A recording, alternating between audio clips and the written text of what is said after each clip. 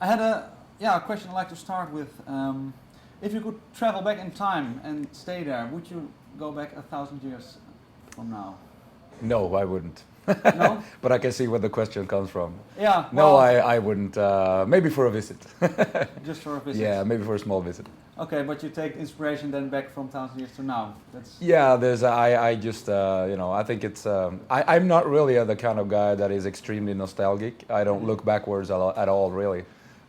Some people might think I do, but I really don't. I look ahead of time. I look to the future. I think that's more fun. okay because you're interested in history then, I Right. think. How interesting is this time now, do you think? Oh, I obviously there is so much going on at the present. I think there's no silent corner anywhere in the world, and I just find right now there's so many sources of inspiration, especially when it comes to writing lyrics, of course, and since Unleashed is a band that's always been writing lyrics about the past, present, and the future. We do a lot of lyrics about rebellion against injustice and things that are unjust. And I think obviously then we have a lot of inspirational sources from lots of different corners of the world.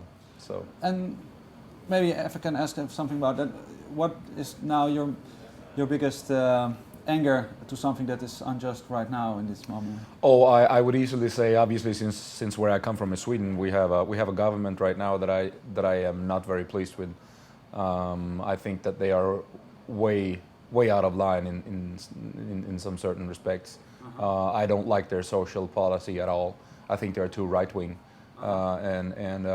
but I guess what it all comes down to is that you can't really do much more than vote. I mean, in democracy, that's what you do, obviously. But I think it's important in between the elections to move ahead and really try to make a point out of things that are not really correct, things that are unjust, and things that are not good enough. I think we can do a lot better. If you look at the world today, even in Sweden, and not just in the United States, where they do have a lot of social problems, but if you look at like Sweden, for example, there are people living in the streets there as well. We didn't see that 20 years ago. There was nobody living in the street 20 years ago. Why is it that a democracy had people living in the streets? That's ridiculous. There are enough money in a country like Sweden, and in Holland, and in Germany, in all countries. There should be no people living in the street. It's stupid, and there's no reason for it. And these are the type of things that are not. They're just not. It's not fair.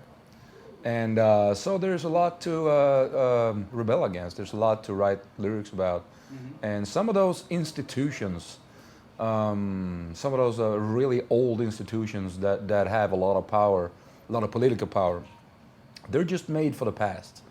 They're not made for 2008, and they're certainly not made for 2009. And they need to reform.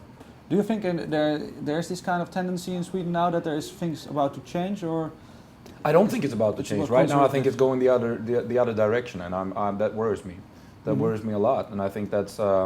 Why do you think that dangerous. is now? Because Scandinavia has the reputation of always being the first class place they do. To live. And I agree about that, but that's not all correct. The problem is it probably looks like that if you compare to some places in the world where things are really, really bad. But then in the past 10, 15 years, things have started to change also in Scandinavia.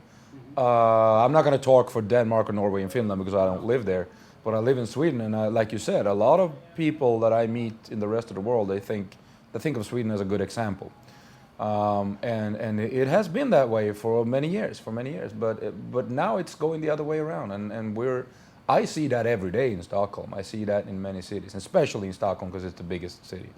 And that worries me. I think it's the wrong direction, and there is enough money and capital in Sweden to make everybody a little bit, at least to a decent level,